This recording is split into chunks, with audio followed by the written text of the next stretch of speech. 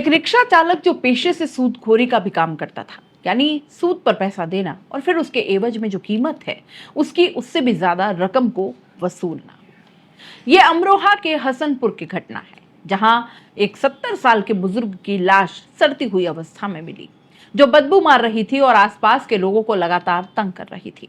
यानी जब जब हवाएं चलती और इसकी बदबू आती तो फिर लोग परेशान हो जाते। उन्हें समझ नहीं आता कि आखिर ये हो क्या रहा है और इतनी ज्यादा बदबू आ कहां से रही है। नमस्कार, मैं हूं जयश्री नागदा और आप देख रहे हैं बेबाक राजस्थान। दोस्तों, क्राइम से जुड़ी कहानी आज आप यहां पर सुनने वाले हैं। हम अमरोहा के एक ऐसे व्यक्ति की चाहत, उसकी इच्छा के बारे में आज बताने जा रहे हैं, जिसने अंतिम समय में भी उसे बदनामी का धब्बा लगा दिया। और फिर आखिरकार जब इस हत्याकांड का खुलासा हुआ तो जो सच बाहर सामने आया उससे पुलिस वाले भी हैरान रह गए। अमरोहा के हसनपुर के एक इलाके में 27 अप्रैल को एक घटना घटती है। पेशे से ई रिक्शा चालक हनीफ के साथ जो कुछ हुआ वो अपने आप में एक कहानी बन गया। दरअसल कुछ महीनों पहले ही एक शमशीर खान नामक युवक हनीफ के पास पहुंचा अपनी पत्नी के साथ और वहां पर जाकर कुछ बातें कहता है। हनीफ से वो 25,000 अपनी बाइक और कुछ सामान के एवज में मांगता है। हनीफ उससे सवाल करता है कि अगर तुम ये पैसे नहीं लौटा पाओगे तो फिर बताओ मुझे क्या दोगे। हनीफ का काम था सूद पर पैसे मांगने का। इसके बदले में शमशेर खान ने कहा कि जो तुम कहोगे वो दूंगा, लेकिन मैं कोशिश करूंगा कि तुम्हारे पैसे मैं पहले ही लौटा दूं। हनीफ लेकर चला जाता है। कर्जा वो चुका नहीं पाता और जो खबर है उसके मुताबिक तकरीबन 50 रुपए पर डे के हिसाब से वो 25,000 की रकम मिली थी। हनीफ पैसे दे देता है, बाइक और कुछ चीजें उसकी रख लेता है गिरवी के रूप में। अब हनीफ ने उस दिन शमशीर की पत्नी जो है उसका नाम बताया जा रहा है शाहजमान। अब उसकी नजर हो गई थी शाहजमान पर। उसे दिन रात बस किसी के सपने आते थे तो वो शाहजमान के, और वो लगातार इस कोशिश में लग गया वो किसी तरीके से शाहजमान को हथिया सके और फिर अपनी हवस को पूरा कर सके। इसके लिए उसने पुरजोर कोशिश की। हनीफ को कई बार कॉल करता, फोन करके उससे बातें करने लगता और फिर धीरे धीरे बिना नाम लिए कुछ इस तरीके की डिमांड करने लगा। 27 अप्रैल को वो हनीफ को अपने घर बुलाता है और कहता है अपनी पत्नी के साथ ही आना, मिल बैठकर बातचीत करेंगे, रास्ता निकालेंगे कि कैसे इस कर्जे को खत्म किया जा सकता है। हनीफ पहुंचता है। जो अभी तक रिपोर्ट आई है, आरोप है, उसके मुताबिक ये है कि हनीफ के साथ जैसे ही शमशीर खान की मुलाकात होती है, वो कहता है कि अपनी पत्नी को कुछ टाइम के लिए बाहर छोड़ दो और चलो मेरे साथ मेरे कमरे में। कुछ बातचीत करते हैं और कुछ ऐसा रास्ता निकालते हैं कि तुम्हें पैसा भी न देना पड़े और बाकायदा तुम अपनी चीजें भी लेकर जा सको। शमशीर के लिए यह किसी ऑफर से कम नहीं था। उसने सोचा क्यों ना ऐसा रास्ता निकल जाए जिसमें मुझे रकम भी न लौटानी पड़े और मेरा सामान जो गिरवी रखा है वो भी लौट आए। भाई, ये तो सही कह रहे हैं आप। न जाने क्यों इसे लोग कहते हैं कि बहुत दुष्ट किस्म का है और ये तरीके की चीजें करता है, लेकिन ये तो मुझे ऑफर दे रहा है। हनीफ बिना कुछ सोचे समझे शमशीर को साथ लेकर चल देता है। शमशीर भी सोचता है कि चलो ठीक है, कमरे में जाकर दोनों बैठते हैं। आधे घंटे तक तकरीबन बातचीत चलती है और उसके बाद शमशीर जब निकलता है तो उसकी पत्नी उससे पूछती है कि क्या बातचीत हुई। वो अपनी पत्नी को कहता है कि चलो कमरे में तुम भी। वो लेकर जाता है और कमरे में कुछ समय बाद दोनों बाहर निकल आते हैं और अपने घर को रवाना हो जाते हैं। हनीफ ने जिस तरीके का ऑफर दिया था उसके मुताबिक ही मोटरसाइकिल और जो सामान उसने गिरवी में रखा था वो लेकर अपने घर चले जाते हैं। सवाल यह है कि आखिरकार उस कमरे में ऐसा हुआ क्या? जो ऑफर दिया गया था, क्या वो ऑफर पूरा हो गया? लेकिन अब जब 3 से 4 दिन का समय होता है तो जो लाश हनीफ के कमरे में थी, बेड के नीचे दबाई गई थी, जो बॉक्स वाले बेड होते हैं आमतौर पर, उनमें एक शव को रखा गया और वो सड़ने लगता है। आसपास के लोग जब उस बदबू जब उन तक पहुंचती है तो वो परेशान से हो जाते हैं और सोचते हैं कि आखिर ये बदबू कहां से आ रही है, किसकी है, किस जानवर की है, किसी चीज की है। बदबू से मर जाएंगे ऐसा लगता है।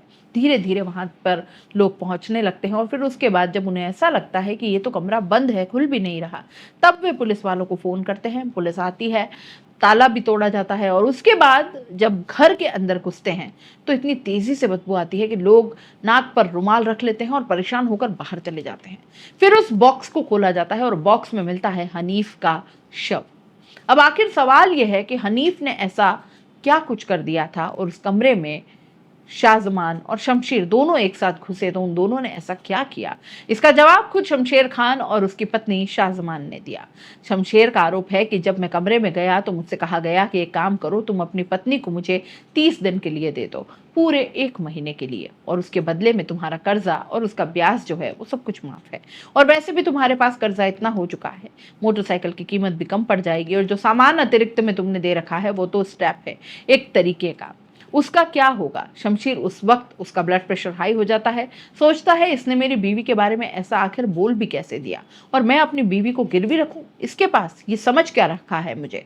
वो अपना आपा खो देता है। इधर दूसरी तरफ जो हनीफ है, उसकी तरफ से लगातार कहा जाता है कि तुम्हारी बीवी को दे दो यार, और कर्जा क्या है, कर्जे का क्या, छोड़ देंगे, कर्जा माफ करो, छोड़ो, पैसे वैसे क्या है, लेकिन 1 महीने के लिए अपनी बीवी छोड़ दो, और इससे अच्छा ऑफर तुमको नहीं मिल सकता।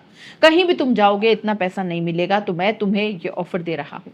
चौंकाने वाली बात यह है कि 70 साल का हनीफ इस तरीके की बात कर रहा है। अगर आरोप सच हुए तो अब 70 साल का वो था ही, बगल में एक मफलर टाइप का कुछ गमछा वगैरह पड़ा हुआ था, वहीं पर शमशेर उस गमछे को उछालता है, उठाता है और तुरंत हनीफ का गला दबाकर हत्या कर देता है, और उसके बाद भागकर फिर तुरंत आता है, अपनी पत्नी को अंदर लेकर जाता है, और फिर दोनों मिलकर उस लाश को ठिकाने लगाते हैं।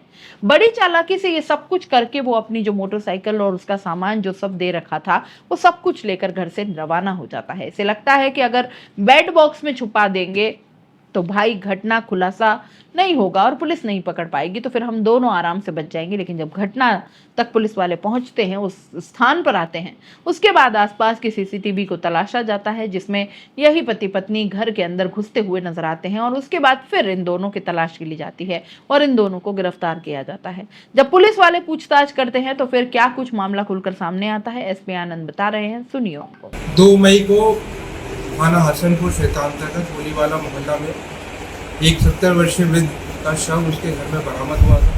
उसके ये बेड में इसका हाथ और पैर बंधा हुआ शव मिला था।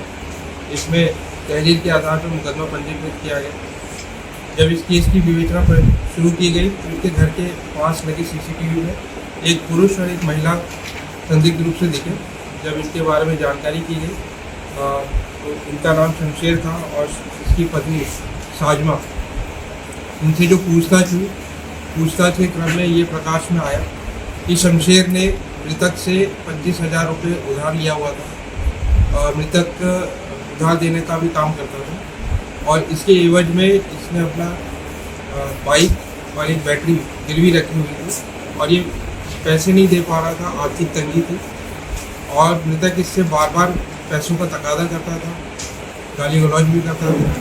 तो ये 27 तारीख को इसके पास गए थे कि कुछ ये रियायत कर दे, उसको पैसा रिटर्न करने में बातचीत करने के लिए गए थे। इसमें मृतक ने आपत्तिजनक बात कही।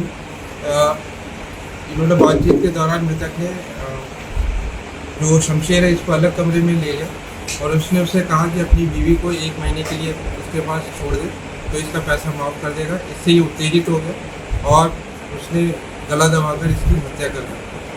इसके बाद जब ये बाहर आया तो इसने अपनी पत्नी को वाक़यात बताया कि इस प्रकार से हो गया। तो फिर इन्होंने इसकी डेड बॉडी को इसके बेड में बंद कर दिया और ताला लगाकर घर से निकल गए। जाते हुए इसकी जो बाइक थी वो भी ले गए और साथ में बैटरी भी। इन दोनों को आज गिरफ्तार किया गया। इनके पास से जो बाइक थी वो भी बरामद की गई है, और पूरी टीम ने बहुत ही सराहनीय कार्य करते हुए अल्प समय में घटना का अनावरण किया है। पूरी टीम को मेरी तरफ से 25,000 रुपये का नगद इनाम दिया। इस कहानी से एक बात तो साफ है कि इंसान की हवस, इंसान की गंदी सोच, गंदी नीयत उसकी जान की कीमत पर भारी पड़ती है, और 70 साल का एक व्यक्ति इस तरीके की सोच रख सकता है, शायद ही अपने आप में बहुत हैरानी की बात है। आमतौर पर ऐसी घटनाएं ब्रिटिश काल में भी हुआ करती थी। उस वक्त भी सूद के बदले औरतों की डिमांड की जाती थी, और इसी तरीके से फिर जब एक जमाना ब्रिटिश काल के बाद भी आया तो कुछ ऐसे ही लोग हुआ करते थे जिनके पास जमीनें ज्यादा रहा करती थी। आप कह सकते हैं कि जमींदार के तौर पर ये कर्ज किसानों को देते थे, और किसान वो कर्ज चुका नहीं पाते थे, और तब भी वो इस तरीके की बातें किया करते थे कि अपनी बहन या बेटियों को दे दो, उसके बदले में तुम्हारा कर्जा, लगान सब कुछ माफ हो जाएगा। कई बार ऐसी घटनाएं सुनने को मिलती हैं कि जो अधिकारी होते हैं, जो ऑफिसर्स होते हैं, जो कुछ रैंक पे ऊंचे पदों पर बैठे हुए लोग होते हैं, उनकी तरफ से भी इस तरीके की घटिया डिमांड की जाती है। इतनी घटिया सोच लेकर लोग समाज में किस तरीके से चलते हैं और सबके सामने खुद को इस तरीके से पेश करते हैं जैसे उन्होंने खुद आज तक ऐसा कुछ नहीं किया। इसे लेकर आपकी क्या प्रतिक्रिया है, कमेंट बॉक्स में जरूर लिख भेजिएगा। जाते जाते चैनल को लाइक, शेयर और सब्सक्राइब जरूर कर दीजिएगा। नमस्कार।